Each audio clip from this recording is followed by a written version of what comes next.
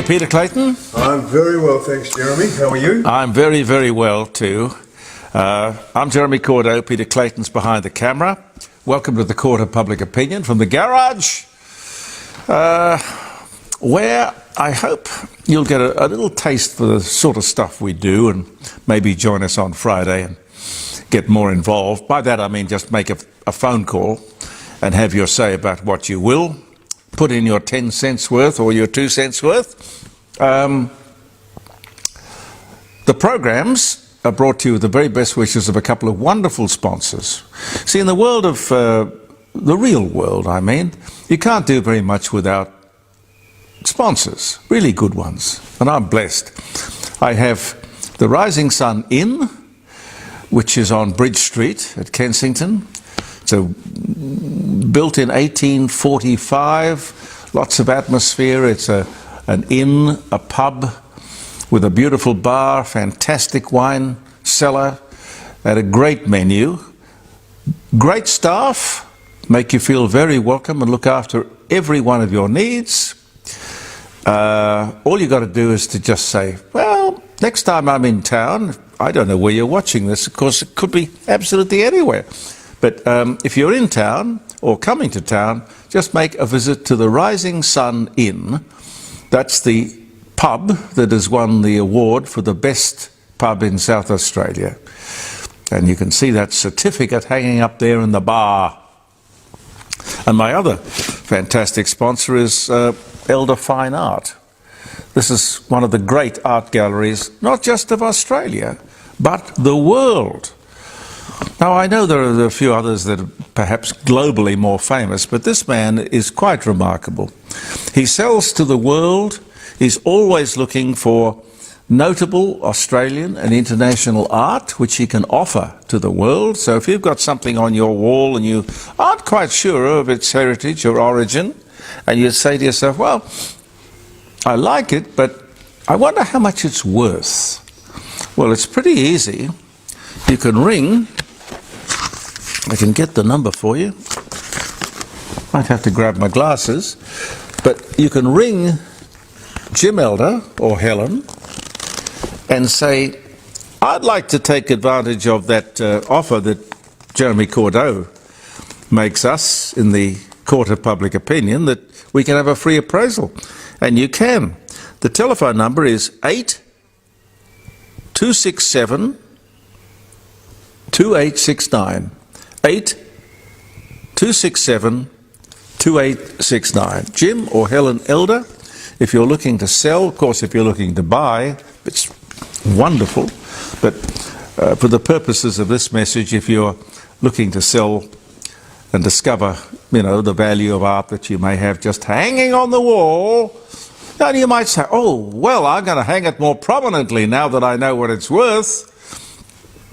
Or on the other hand, if you just happen to just like it, doesn't matter how much it's worth, but if it is worth a lot of money, and art can be worth a lot of money, it's best you know about it.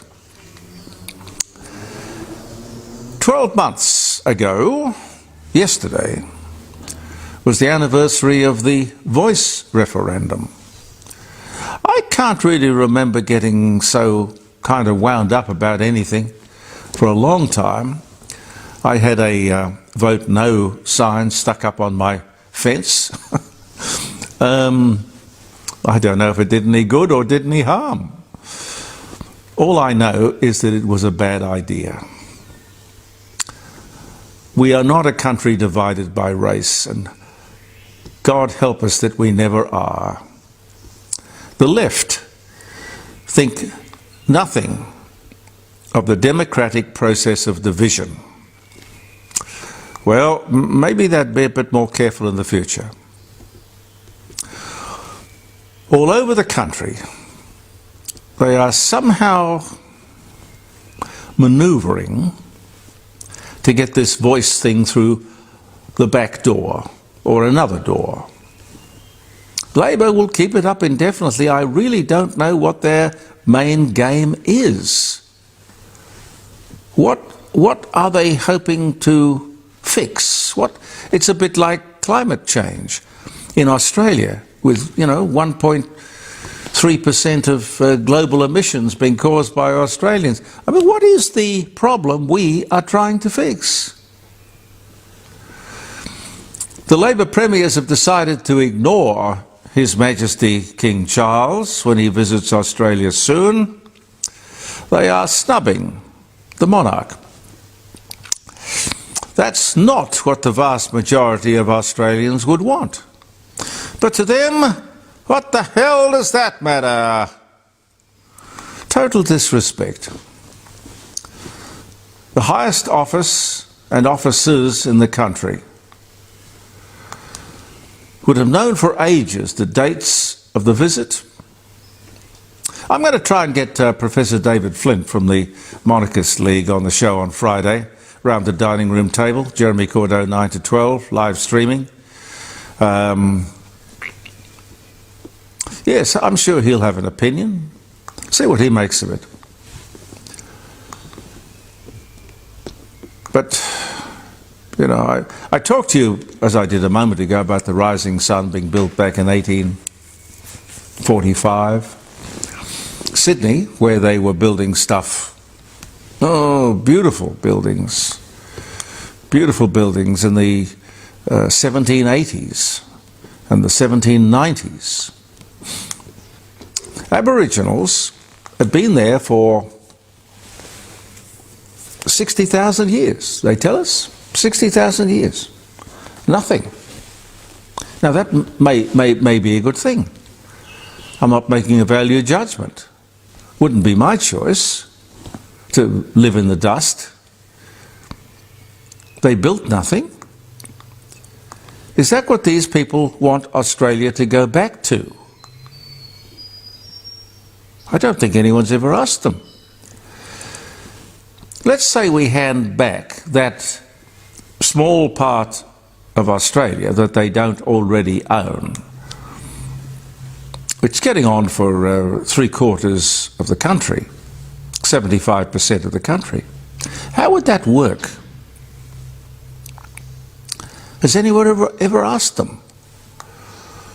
The Brits brought what I would call, maybe not everybody, but what I would call civilization, opportunity, commerce.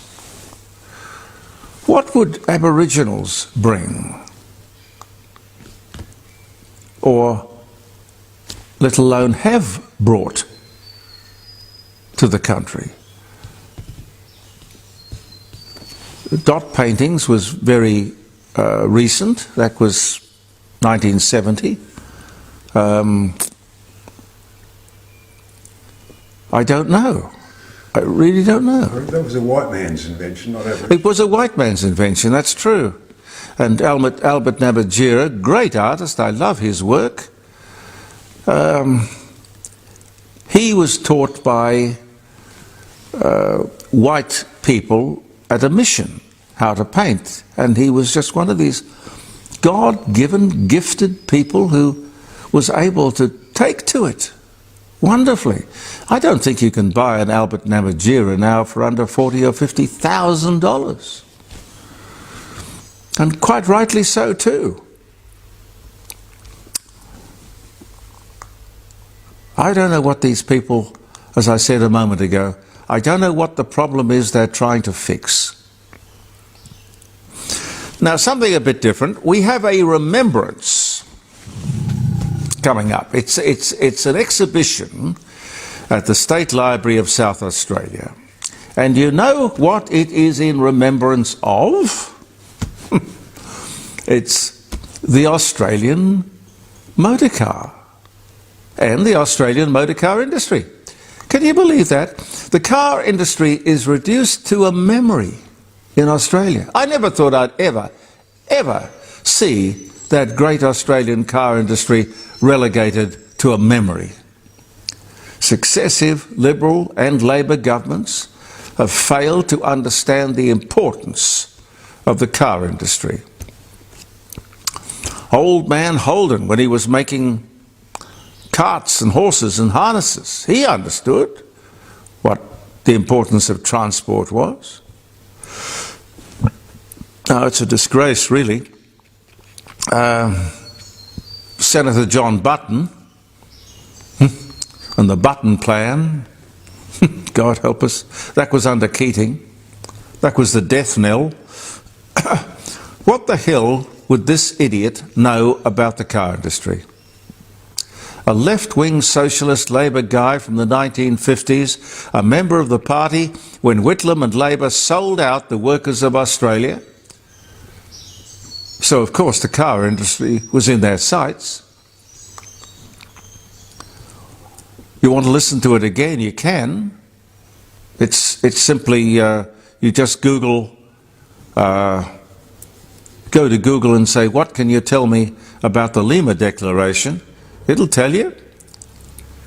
It was a typical, we had to destroy the industry to save it. Yes. The Liberals were in office when the industry died. This was madness. But the grave was dug by Whitlam. You know, we made good cars in Australia. Successive governments failed to realise this and failed to protect the industry. It wasn't trendy to protect our industry. We did subsidise the car industry with taxpayers' money till the industry went out of existence. I'm from the government and I'm here to help you. Be careful if anyone ever says that to you. Thank you, Senator Button. Every car we made was far too expensive. It was Labour Party policy. The Button Plan, the trade union movement, it was the Liberals, the Labour Party incompetence over many years. Now we see China, one of the countries back in 1975 that Whitlam wanted to help. He signed the Lima Declaration, which committed us to divesting Australia's manufacturing industry in the interests of places like China, third world countries. This is back when China, of course, was a peasant economy. Now they describe themselves as emerging. They ain't emerging, they're a powerhouse, an economic military powerhouse, thanks to people like Gough Whitlam and Lance Barnard, his deputy. The Europeans are not so stupid. I see they've decided to impose a tariff of 45% on Chinese cars to protect the European car industry. America, a 100% car tariff to protect the American car industry. Absolutely right. But too many of those cars that are made in America, well, they're not made in America, too many of those American cars are made, in fact, in China. I don't think Biden noticed that. Anyway, I think Trump is right. Everyone should look after himself. If there's a horse racing at Randwick called self-interest, you can put the farm on it, because it will win. Unless, of course, you're in Australia, in which case you'll hand over everything that is of any value to anyone in the world. Part of the great socialist ideal, the big, what do they call it, Pete? The big reset, yes. Is it? Yes. The big reset. That we keep electing these people is absolutely amazing. I don't know what the penalty for treason is these days, but if sacking hundreds of thousands of workers and losing our industrial base at the whim of a socialist prime minister, with the help of the trade union movement, if that isn't regarded as treason, I don't know what is. Look it up, Google it. What can you tell me about the Lima Declaration? And in brief, if you don't want to do it, it says in 1975, from memory, I've listened to it dozens of times. In 1975, the Whitlam government signed the United Nations, oh, you'd know that'd be in there, the United Nations Lima Declaration, through which the then Labour government, the then Labour Australian government, sold out, their words, the words on Google, sold out Australian industries and workers by specifically agreeing to transfer manufacturing to third world countries, supposedly to help them develop. And the same crowd now have the Australian-made future campaign. Have you heard about this? Whoa! The Australian-made future. Now, they either think we're stupid or we have an incredibly short memory. They cancel millions of Australian jobs in manufacturing, countless thousands of local businesses, and have the hide to pretend they are for the worker. 50 years ago, a Japanese car was code for cheap and nasty. Pete, do you remember when Mazda was the name of a light bulb? Yes. Mazda was a light bulb. Toyota persevered and has won a considerable slice of the Australian and global market. They outperformed expectations and have got pretty much, well, they've got the day won. The Japs lost the war and they won the peace. Like the Germans. No unions, just focus and purpose and national interest and determination. Why did we let this rubbish happen to us? Unions are supposed to help and support the worker. Whitlam and Labor sold out the Australian worker. How many times do I have to tell you? So when Anthony Albanese talks about the future made in Australia, where we manufacture ourselves into new prosperity. What was wrong with the old prosperity, Prime Minister? What? I don't get it. And we don't have a journalist in the pack old enough to actually stand up there and ask you the question. You must know this is a fraud. Doesn't he know? Care? Remember the Lima Declaration? Or the modern version, which of course is the Trans-Pacific Partnership. Whoa! Very similar if you look at that. It says exactly the same thing as the traitorous Lima Declaration. You know, all these South Pacific countries, they are really in desperate need of industry. We will just hand over our... That's what the Trans-Pacific Partnership is about. Please, look. The journalists, their job is to do exactly this. Their job is to question, analyse, cross-examine. But they don't have the smarts. They're not old enough to understand or know. I dropped my glasses. We got to go? I got to do some birthdays.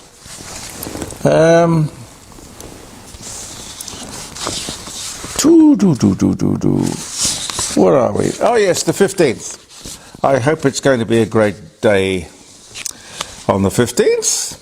Oh, country music artist Dolly Parton releases her big hit, which was called Jolene. I never liked Jolene. It kind of yelling. It wasn't country. I think it was an attempt to make some sort of crossover thing. Anyway, that was in 73. 1940 on this day, October the 15th, heavy German air raid on London, 400 killed. London's Waterloo Station was bombed by the German Luftwaffe. That was this day in 1940. Sarah Ferguson, English Duchess of York, born in London, England, on this day in 1959. Dutch exotic dancer Mata Hari is executed by firing squad for spying for the Germans during World War I. That was 1917 on this day. Penny Marshall, American actress, The Odd Couple, Laverne and Shirley, director of Big, Awakenings, A League of Their Own, the producer of Cinderella Man, born in the Bronx. She died, I didn't know Penny had died. Penny died in 2018. She was also in Happy Days, I think. But she was born in 1943. Henry Perky patents a machine he developed with William Ford, for the preparation of cereals for food, otherwise known as shredded wheat. You ever had shredded wheat? No. No, me neither. Shredded wheat. That was 1895. King Henry VIII of England orders bowling lanes at Whitehall. Okay. 1520. I Love Lucy, starring Lucille Ball, Desi Arnaz, debuts on CBS television. On this day in 1951, and an era was born. Wow. Napoleon Bonaparte arrives on the island of St. Helena to begin his exile. On this day in 1815. First plane to land safely on water was a Pan Am Flight 6 from San Francisco to Honolulu. All 24 passengers and crew survive. Now that's not a seaplane, you understand. That must be a plane that just took the line of least resistance and decided that the best option was to wheels up and belly down on the water. On this day in 1956. Can't tell you what sort of plane it was. Cole Porter, American composer and lyricist, anything goes, night and day. I got you under my skin. He dies of kidney disease at just 73. The year was 1964, and this was the day.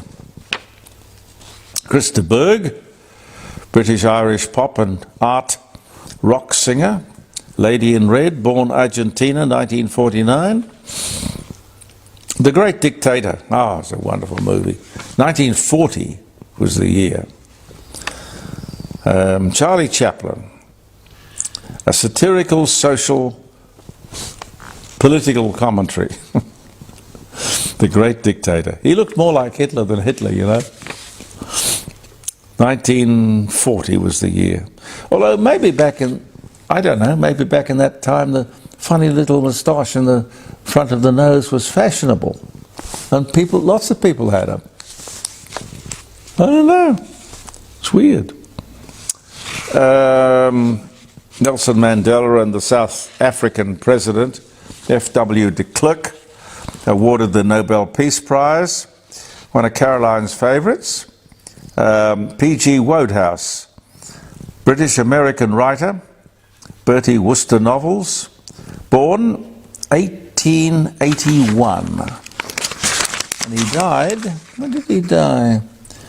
Golly, 1975. That's a long life.